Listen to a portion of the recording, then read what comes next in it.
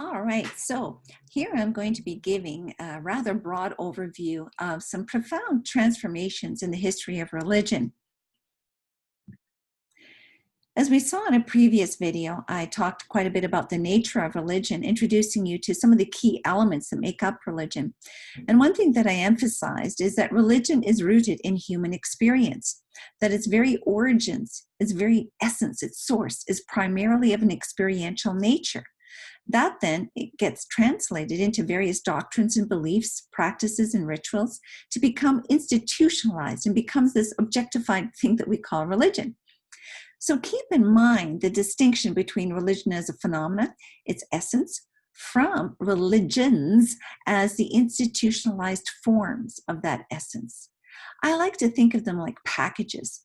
The different religions are like packages that contain aspects of the essence of human religiosity, those aspects of experience, that is then mixed in with historically shaped components that you can kind of think of them as the wrappings.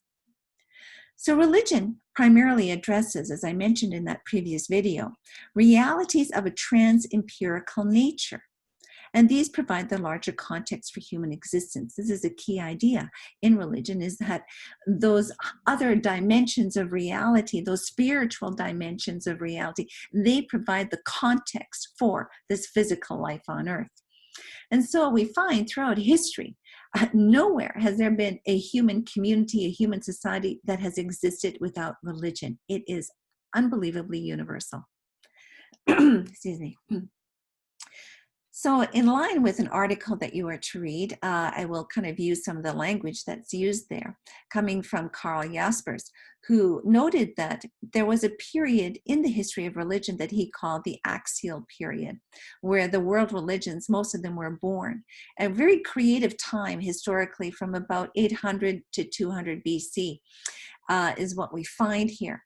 And so he did mention briefly the pre-axial period, which I'll talk about here. But I also want to bring in sort of a transitional phase from that pre-axial period, which is basically shamanism, the earliest form of religion known as shamanism, that is very nature-based, nature-focused. And then from there we go into temple-based religions, like the religions of the ancient Egyptians, the Aztec, the Mayans, etc., the Sumerians, excuse me, that had its kind of a focus. And then we come into this creative period of the birthing of the world religions. And we've now entered into what I'd rather call a post-axial phase, where religion is being detraditionalized. There's a lot going on. There's the importation, exportation of religion in the global village that we live in. But the key thing, too, that I really want to emphasize later on is this trend where more and more people are saying that they are spiritual, not religious. Okay, this is a very important thing that's going on out there. And then we also have the adaptation to the modern kind of global village and liberalism that emerged out of the Enlightenment, that various religions have kind of accommodated to modernity, and yet others have refused to do so, and you get the more fundamentalist backlashes against modernity. So we have today a rather complex matrix here of a plurality involved, where we still have the world religions, but then we also have this new thing of being spiritual, not religious, and then we've got so many modifications and accommodations to modernity and liberalism in various ways, and then a backlash against it all. Right? So there's a lot going on out there. It's a very busy world, this world of religion. So begin with a little bit here about shamanism. Here is the emphasis in the shamanic world, the tradition of the hunter-gatherers, is that the sacred, the spiritual, is not something in another world out there, but it's seen as being more in nature itself in a very profound way. Okay, so yeah, so anyway, so the experiential component, that's the basis of the religions that I talked about before, from which the religions emerge, is primarily, just again, review, is primarily of trans-empirical realities, right? That's the phrase that I like to work with. That is, that there are forces or energies of a non-physical nature, that aren't, you can't really see them, but you can feel some of those forces and energies. And that there also exist trans-empirical beings, intelligences of various kinds, a form of consciousness, if it be a god, an angel, a spirit, of various kinds, the souls of the dead, right? They are of a non-physical, they transcend this empirical world, okay? They're of a non-physical nature. And that the next thing was that there are places people have experienced journeying and traveling to and experiencing being in other realms, other dimensions, other places of a non-physical nature. And then there are these extraordinary states of being that some people can attain, where they then acquire superpowers, is the way I like to call it, where they're able to do miracles like walk on water, walk on fire, heal, levitate, do magic, see into the future, all kinds of things like this, right? So it's really quite interesting. But altogether, these are they are, again, I like the term trans-empirical. They point to there's more dimensions to reality on the one hand, and people experiencing things of a different nature than your everyday physical experience. And so people would kind of note that there's the everyday physical experience of things, but then you can have experiences that are other. They are holy experiences. They are different. They have a different quality, right? And this is the stuff that religion talks about. This is the subject matter, the nature of these spiritual realities, the nature of these kinds of spiritual experiences. Okay, this is what they all talk about. So from these experiences over time, beliefs will evolve, and we have the different variations that make up, of course, the world religions as such. But again, there's so many more religions besides the classic world religions. But the story begins, though, with shamanism. Shamanism constitutes the very first phase of human religiosity. It's the oldest form of religion because it goes way back to the very beginnings of the human species, pretty much. And it is foundational, from which all the other religions and religion as a whole evolves from. Okay, excuse me. So this is, again, as I mentioned, the religion of the hunter-gathering kind of society, so to speak. And it is something that existed everywhere, on all continents. This was universal. Shamanism was universal. And that's interesting enough itself, that you have so many similar features here, be it over in Siberia or Australia or in the Amazon. No matter where you would go on this planet, they're fundamentally similar features that they all share. And so the key figure here is, of course, is the shaman, who is able to journey to the world of the spirits. Through entering into an altered state of consciousness, he would then journey to these other dimensions. And there he would be able to access higher realities, these powers, these energies, this information, right? Things that are beyond his usual ability, his natural physical ability, things that are beyond his natural knowledge, right? He's able to bring these powers and this information back into this world of physicality in order to bring guidance, healing, and empowerment to the community. This is a key thing. Excuse me. And so the shaman would travel to these trans-empirical places to communicate with these trans-empirical beings, and could then acquire and be able to work with these trans-empirical forces and energies. All is being attained by this extraordinary or non-ordinary state of consciousness, right? This is the essence of what the shaman is, and this is at the heart of religion right here. And so just to keep in mind, in these very ancient indigenous traditions, the people then, they didn't have these sort of hard boundaries the way we do today of the physical versus the spiritual, nature versus self, or nature and spirit, or even dreaming versus being awake, right? It was just really all one interconnected web of reality. And central to it, though, is that the sense that there's a spirit kind of power, basis, source behind it all. This universal kind of web of power, energy, intelligence that supports all of life. and the shaman is able to connect with this web, right? And can learn from it, be guided by it, receives healing from it, and receives empowerment where it's needed. And in this web, they would see themselves as being a part of this web as a form of kinship.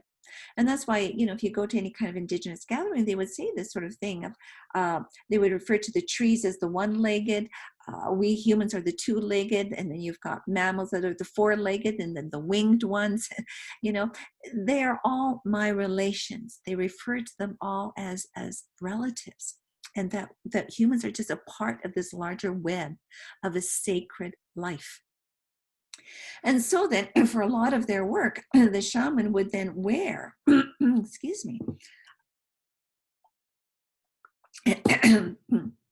certain masks, clothing, and special attire that often would have some kind of a connection with specifically particular animals. And that is how they would then tap into their energy and power. And that's also various objects that they would use. They would be embedded with particular energies and powers, and this is how they would do their work. And so you would see this, for example, bear medicine. You would, wear the cloak of the bear, work with the skull of the bear, and you would call upon the energy and power of the bear spirit to bring particular kind of healing energy that it would be needed in a certain context. And you would do this for various animals. It's like they all have their own special medicine. And so do the plants. They all have a special medicine. So do stones. Various stones are like crystals today. They have a special medicine. And it's seen that they all have special powers and characteristic features, energies associated with them that you then could use for getting information, for healing work and whatnot. And so a key thing in ancient shamanism is the idea that everyone would have their power animal, a type of spirit guide, if you like, a guardian spirit that would be the source of your particular power and energy, that would protect you, bring healing to you, guide you in life. And it was just imperative that everyone had this connection with their particular power animal. And so just to give you a bit of an idea as to the orientation here. And so here's a quote from a book on shamanism, The Shamanic Experience by Kenneth Meadows, where he says, a power animal is an expression in animal form of an intangible spiritual energy force. It is a spirit pattern from the subconscious and unconscious levels that has been given life by the human spirit. It characterizes the nature, attributes, qualities, behavior, right, of an essentially spiritual force, which has the ability to perform, right, be able to have an effect of certain kinds, to perform certain work and give it expression in material existence. And so in sum, a power animal is thus an energy pattern that provides the abilities it characterizes. Anyway, I don't have the time to go into detail here on this, but I just want to give you a bit of an idea. And this so would fit a lot with how Carl Jung would talk about archetypes. But an animal is a physical embodiment of a particular type of energy pattern that has certain qualities and features, right? And that's why then the animal behaves the way it does and has the characteristics that it does, because it's an embodiment of this energy pattern. But that energy pattern also kind of exists in a spiritual form that can be tapped into for various purposes, right? And that's basically, how this part of it works. But just to give you a bit of a taste of shamanic culture and the shamanic religion. Well, what happens over time as we have gradually, as shift develops, as there's greater technological breakthroughs and developments in terms of development of domestication of animals, the development of agriculture, then how to preserve food and whatnot, we find people starting to live in villages, and those villages becoming like city-states. And from there, we get these temple-based religions. And now here we find an interesting connection between politics and religion. We find religion changes dramatically with the development of agriculture and, as I mentioned, domestication of animals and whatnot, and the rise of city-states. where then civilizations are born with the development of writing, education systems, and with that social stratification. Right? So you get different social classes appearing. You've got the royal class, the aristocrats, and then here now, specifically, a priestly class is what comes into being, where we find highly specialized full-time experts, the priests, who are hired, who are, full-time employees in service to the royal class, to those who are in power. And so, and again, I'll go on in the next slide a bit more here, but just to keep this point in mind, that once these temple state religions get established, they tend to last for quite a few hundred years, even, longer than that, with next to no change for centuries. Innovation is quite disallowed because you don't want to disrupt the power base. There's tight control here. You get a real nice marriage between politics and religion happening. And so just a little example here, you've got the Sumerians of around 4000 BC, then the Egyptians and the Indus Valley civilization over in India, Shang dynasty over in China, the Mayans and the Aztecs over in the Latin America. All these empires or civilizations had some type of priesthood that basically served the rulers at a temple. And the temple itself would be next to or even very part of the royal palace grounds, so to speak. And they were intimately connected. And so, here, as I mentioned, the shift happens here from shamanism, where a key thing here is that those who became powerful in society, they wanted to preserve their power and use the power of religion primarily for the royal class. That is sort of the priority. And you can see evidence of this archaeologically in terms of various digs going in the transition, from the hunter-gatherer societies to when we come into the rise of these civilizations, where, it seemed that shamanic kind of activities were more and more focused and directed to be of service to those who were in power, right? For those who were in power, and that eventually that evolves into a type of priesthood. Again, this takes, centuries and thousands of years for this to evolve, right? So what happens though is that the priesthood now becomes something hereditary. They become a social class. You're born into the priesthood. The rituals are done primarily for the sake of the state or the king, all right, to ensure the well-being of the royal household and that kingdom. And this is sort of what happens here. And yes, and indeed, priests, they will have their different specializations, and you'll see a lot of very ancient practices of the signs of the movement of nature, the movement of animals. These are the omens. They'd be signs, messages in nature, and from in nature, astrology develops because these are the signs of the stars in the sky, right? Working with dream interpretation, anything in terms of a bit of an altered state, which dreams are. There can be revelations that take place there. Divination techniques all over the world to try to determine the future, okay, what's about to happen. And of course, healing, exorcism, the removal of negative spiritual energies and whatnot. All of these things were done by the priests. But the thing is, they are now born into it automatically. And then they get educated in these things. They are taught these things.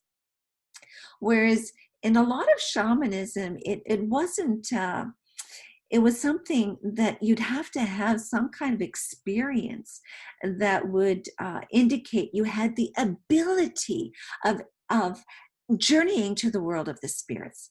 What happens now when the priesthood becomes hereditary and it's about education, that you get trained as a priest and you learn the rituals, you may not necessarily have the gift of making the journey to the spirit world, and you might not have those abilities, right? This is what starts to happen here. So what happens is that we now have a shift of religious authority now becomes something that's institutionalized in an official religion. Whereas a shaman figure, he had religious authority based on his spiritual experiences and his ability to have these direct spiritual connections with these trans-empirical realities. right? So his authority was rooted in experience, not by an appointment, an official religious appointment by the institution, okay, or that he was born in a priestly class. Okay, so this is a major shift in terms of leadership, so to speak, and again, with implications with religion. So you really see here now it's going to get more and more institutionalized in various ways. And so what's going to happen is the shaman figure now starts to become sometimes in ways marginalized, becomes maybe a bit more of an outsider in terms of the original true shaman type figure. Someone who's a gifted medium, able to talk to spirits, or gifted in healing and accessing these supernatural kind of powers and energies in some way, and tends to then be a bit more associated with what is often referred to as popular religion or folk religion. It's a religion of the people, of the peasants, okay, not necessarily of the royal class, okay. And at times, their services may be called upon and brought in, but a lot of these figures, they're going to evolve in terms of the history of religion to become, future prophets, known as prophets in the Western traditions, or as enlightened gurus in the Eastern traditions. Okay, this is kind of how it all will change. Okay. And some of them will become, as you'll see, I'm not going into all this here, but as founders of new religions because of their experiences. So the next phase here, so we went from the shamanic type of phase to temple-based religions phase, and now we go to the rise of the world religions. Okay, and this is the axial period I was mentioning earlier. Again, it's a term that was created by Karl Jaspers. Excuse me, he wrote a book along these lines, and that's in that article that you're to read. So, and again, just very briefly here, the axial period here is around 800 to 200 BC. So just as you can see here, this is a time when Hinduism really gets born, classical Hinduism. And basically, it's these rebel priests, the Vedic priests, who are again just doing the regular rituals. There were those who thought, man, what is this power we're tapping into when we do these rituals?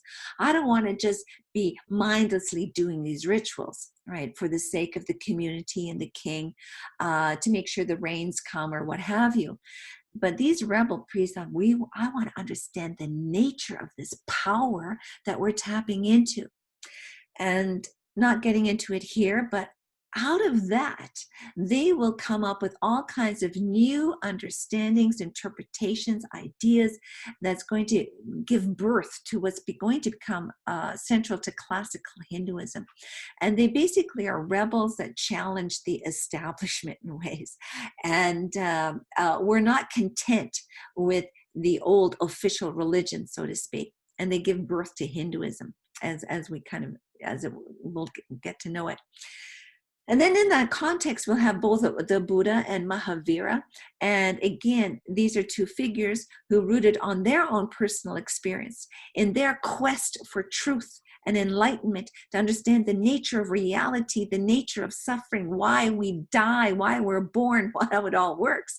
And in that journey and their quest, they have profound enlightenment experiences. And then they also rejected the authority of past religions, the authority of Hinduism, right? For example, for these two, that they then become founders of new religions, right? So it's all this creative time period here. And it seems that it's because, we have increased population and increased, fluidity in society, even in terms of politics and whatnot, that there just was more freedom of interaction with ideas and a lot going on here that gave birth to innovation and rebels, okay? They're basically rebels. Then over in China, we have Confucius and Lao Tzu and Chuang-Tzu.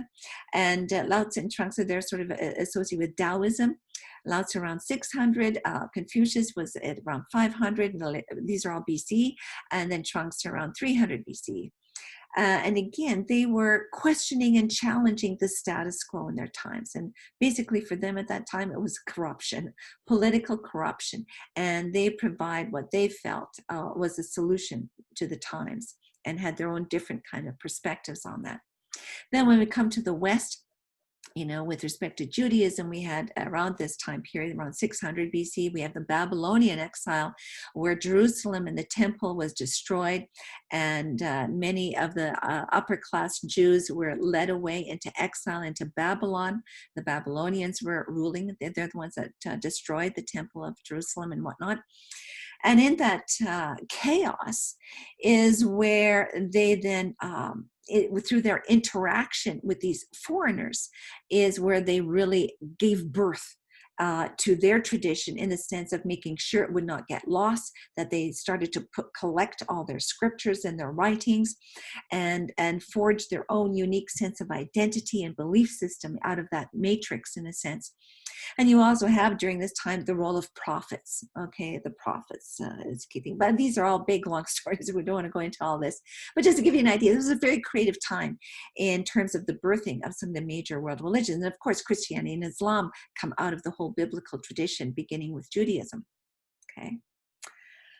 So again, I'm just leaving that at that point. So then what we have, we have then, with the rise of the world religions, they basically existed. And I might have, let me just see here. I never know what I have on the next slide here. Okay, let me go back here.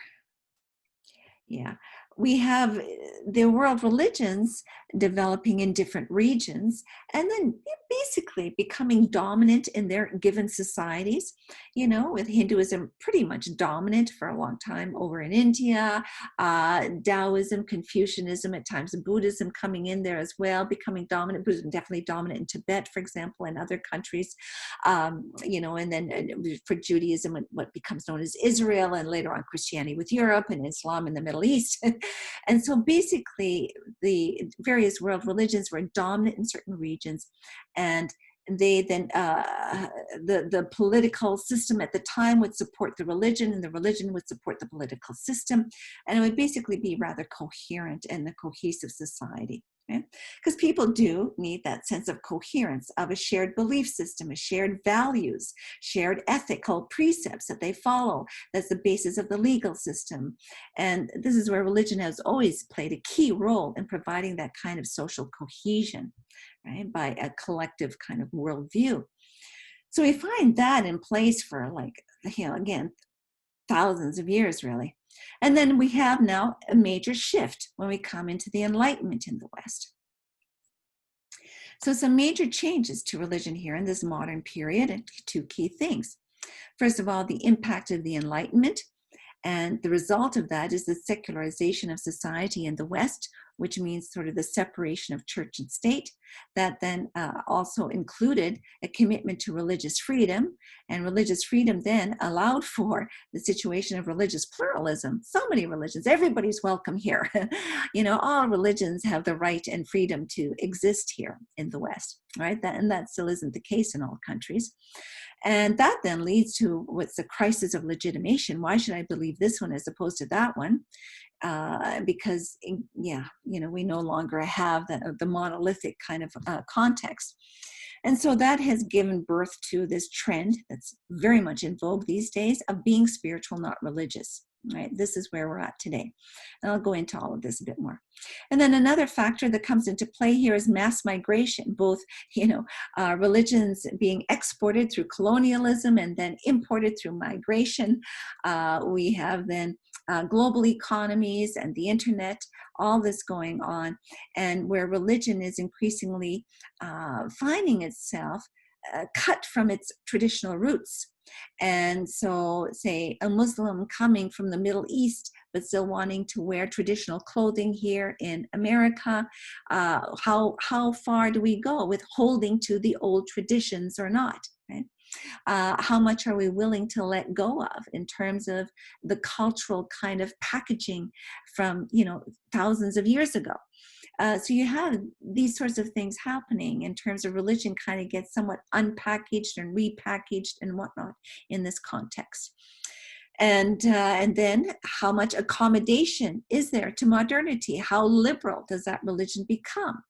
Or do they remain very conservative? And so you'll get those who accommodate to modernity, the more liberal wings within that tradition. And then there are those that there's fundamentalist kind of backlash against that accommodation. All right. So there's a lot going on here. There's a lot going on here. So putting things a bit in context, just so you can really see why these are all issues, we need to understand the power that religion plays in society, right? Because in the past, what has been the norm, in Christian Europe, the Muslim Middle East, Hindu India, Taoist Confucian China, or wherever you are, religion has been in a position of power in society. It has been central to it in terms of it would largely provide the directives for what is taught in the education system. It would influence the politics. It would be the basis of the legal system. And of course, it would direct the family life and personal beliefs. I mean, all the various spheres of life, religion is dominant in forging and shaping and directing them, right? And so religion has always been sitting on the throne. This has been the norm throughout history. Religion has always been on the throne, directing society. Why? Because of its claim to truth.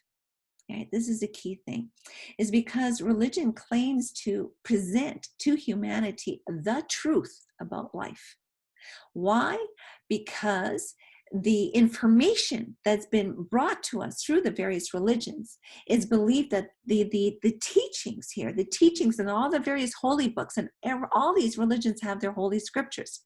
They all have holy books that contain was believed to be inspirations, revelations, be it from a prophet type figure, all right, who actually got directly some words or something, or an enlightened master, someone who through enlightenment came to see the truth about the universe, the truth about life in every way. And those truths are embedded in these holy books. And these holy books, what makes them holy and sets them apart from a regular book, is that these books do not contain mere, limited, fallible human opinion. They contain truth coming from a higher source.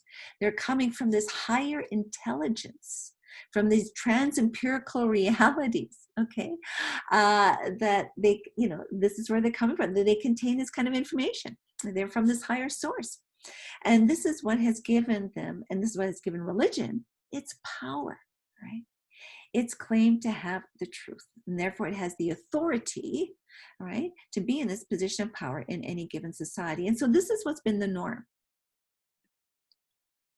And so, yeah, and as I already said earlier, most religions existed in a rather insular fashion, isolated from each other, supported by the state, right? Politics and religion mutually reinforcing each other.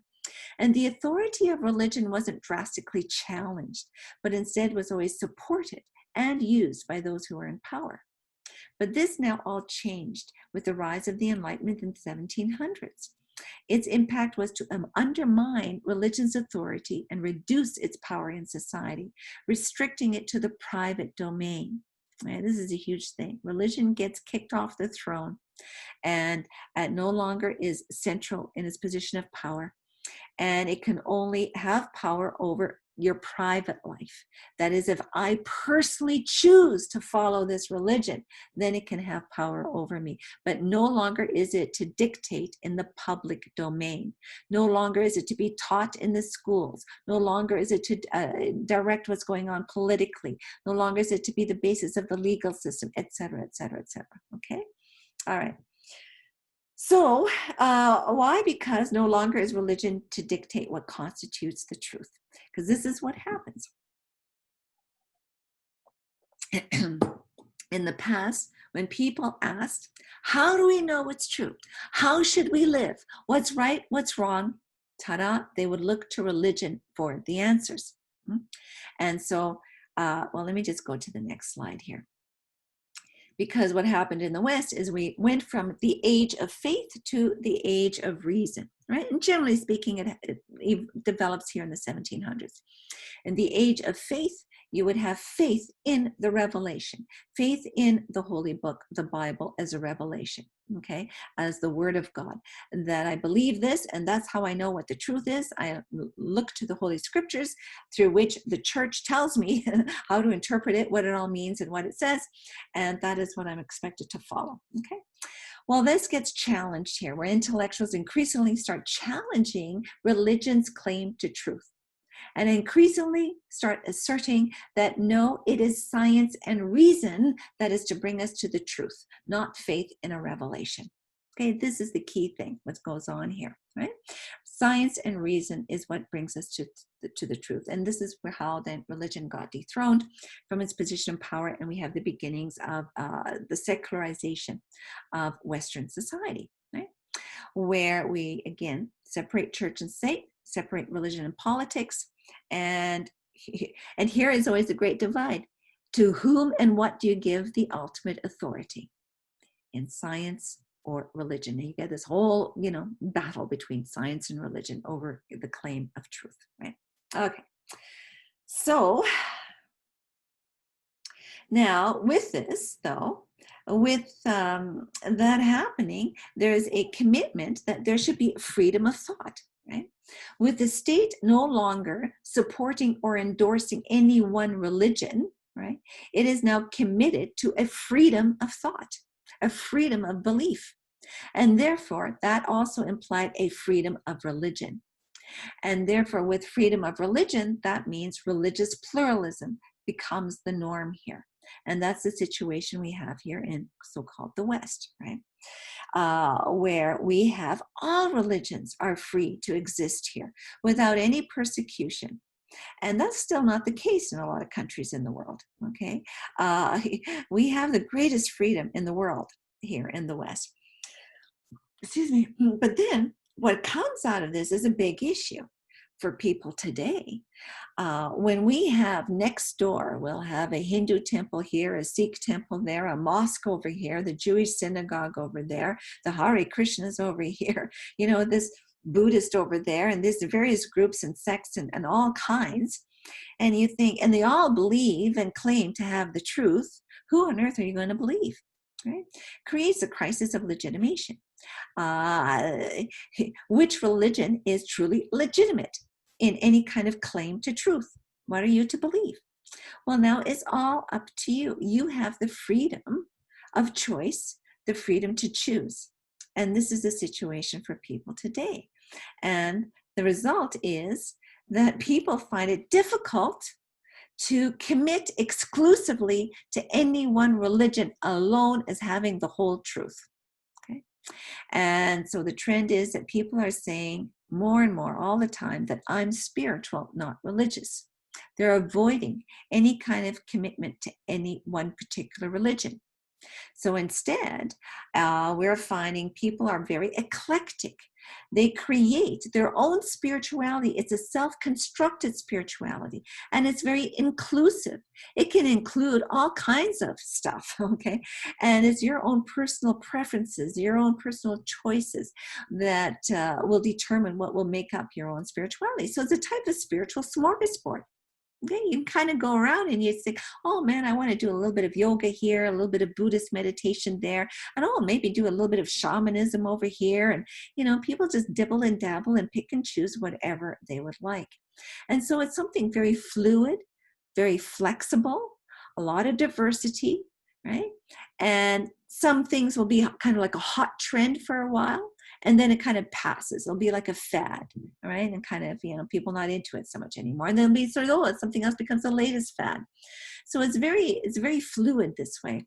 And this is something that makes it highly suitable to a rapidly changing and pluralistic society that we find ourselves in.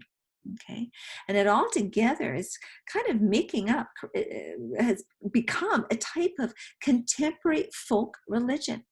Popular religion is not an official religion that's highly institutionalized, organized, with all these religious officials overseeing it. Okay, it's like, no, this is a religion of the people, and it's a pick and choose whatever you want, right?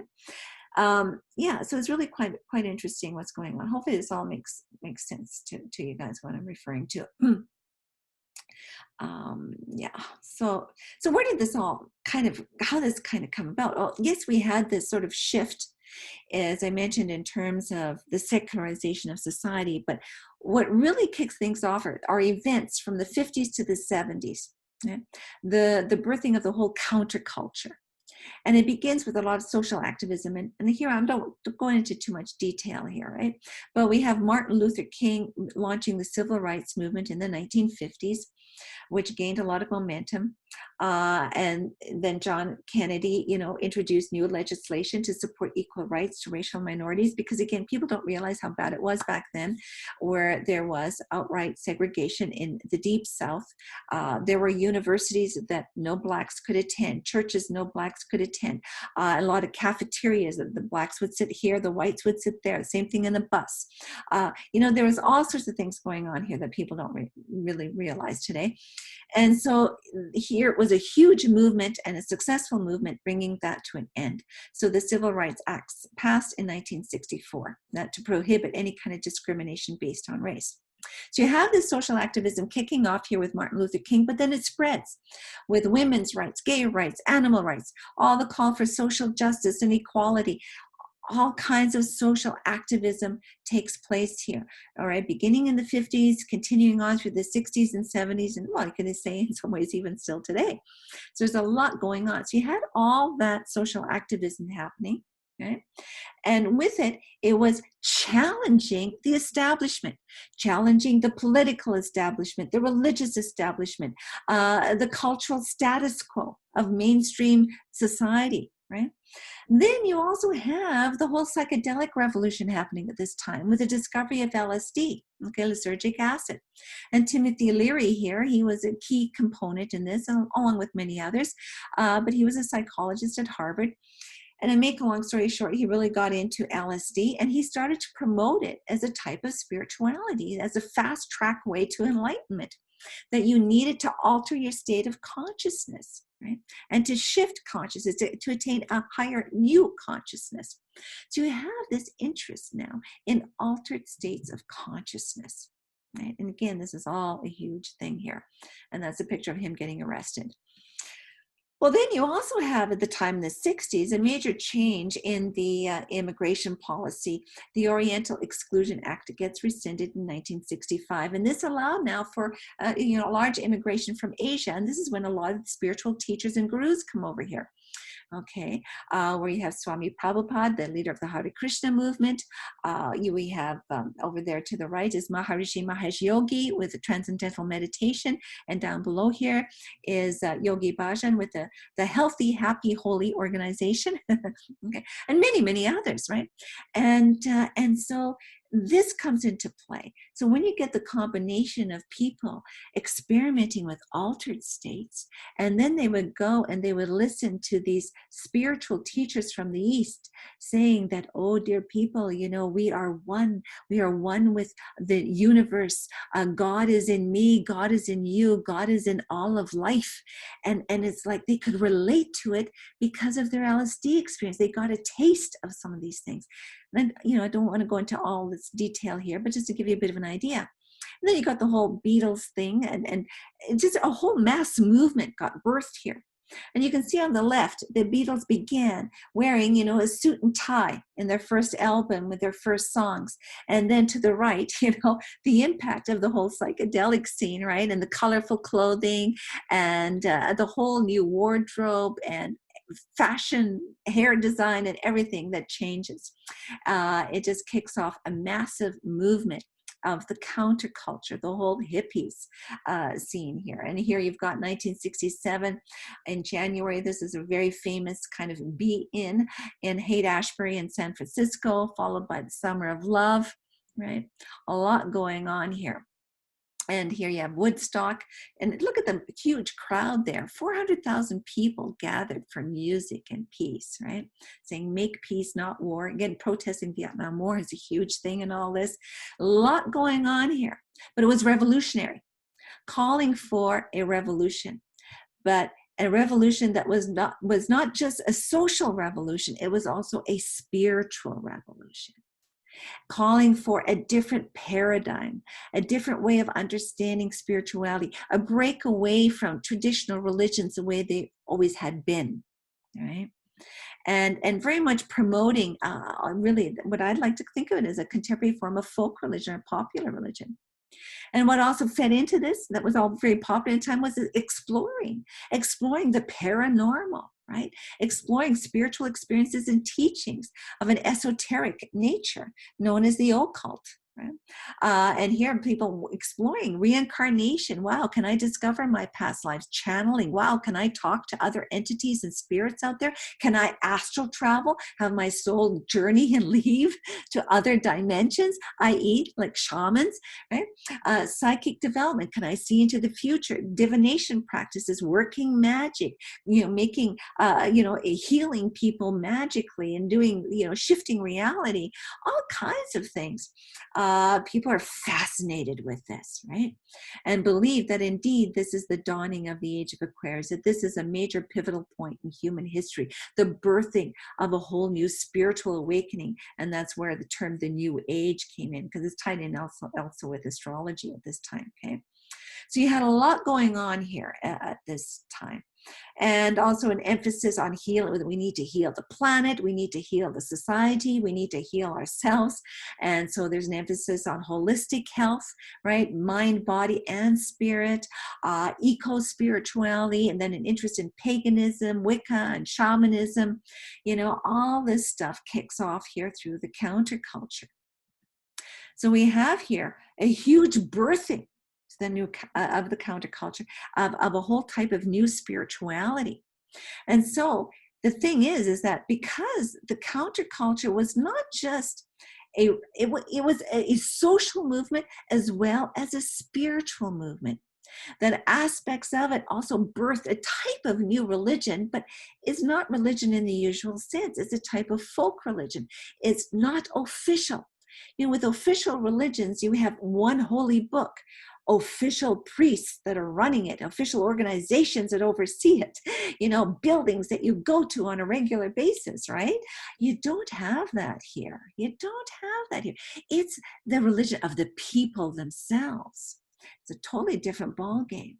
So what happens in a nutshell here is what we've got now, three major subcultures. They're kind of in competition with each other. Okay, you have on the one hand, here in the West for us, the biblical kind of Judeo-Christian subculture, because that is sort of, dominant in Western society. It's sort of our roots from which we come. It's the basis of so much that we actually take for granted and don't realize, right, that exists there. Then coming out of the Enlightenment, we had then the birthing of another subculture, that of secular or scientific humanism. Okay, and that's the basis for a lot of what we often call liberalism, or often it's labeled as the left or what have you. All right, that kind of constitutes a major subculture. And this is often where you can see there's a war sometimes between them. And then the third is the whole new spirituality, this counterculture that's arisen. And it's still very much marginalized on the fringe, but it's growing. So you'll have even like, just recently, happening right now, the election in the States, Marianne Williamson was a contender for the Democrats. She didn't, get nominated at all, but she was running politically, and she's totally in this up. She's one of the best-selling authors in the new spirituality, in this counterculture stuff. All right, but again, you'll find them having more and more impact in various ways. And so these are basically then here the three major kind of subcultures that exist. The new spirituality, as I said, is a new subculture. It's a social cultural movement seeking to provide a spiritual vision and directive for future humanity. And it sees that the traditional religion has failed, as well as secular thought and secular humanism has failed. And basically, the new spirituality here, it says they both equally have failed in desacralizing life, removing the sacred from our everyday life in the physical world. In traditional religion, by putting, so to speak, putting it simplistically, but that God is not in me, in you, in nature, but God is up there in heaven, somewhere else out there, okay? And that the goal is to get this soul that's in my body out of the body and up into heaven someday. And again, it's a stereotype image, right? It's very simplistic, but just to make the point, right? That's sort of the sense that people have, is that that then has removed the sacred from the everyday physical world, everyday physical life, and ourselves as human beings. It's like, no, it's this, just the soul is spiritual, and it's going to leave the body and get up there to some place called heaven someday, or maybe hell. And then for the secularists, well, they say this sacred doesn't even exist. Okay, there isn't anything spiritual to reality or life. And for in the kind of new age, new spirituality, they say, no, no, no, no, no. This life, this world is holy. It is sacred. The spiritual is in this world. It is in life. And this is where it kind of gets back to shamanism. It gets back to kind of the magic of the past. Okay. Let me just kind of, is basically bringing magic back. The emphasis here in the new spirituality is that reality, the teaching that came out of the counterculture, the kind of vision, all right, is that reality is interconnected in terms of energy and consciousness, that all life is sacred, grounded in this energetic consciousness matrix that is in essence divine, and it's possible to tune into that matrix to receive guidance, healing, empowerment, and to shift reality. And that's done through non-ordinary states of consciousness, largely. You can, that's a key factor. And so basically, we're coming back to shamanism in terms of the essential features of it, the essential features of it. We almost pretty much have come back full circle. Okay, well, I think I will end that there to give you just a bit of an overview of some things, because there's a lot there. I could talk on for hours. All right. Okay. So that's it for here.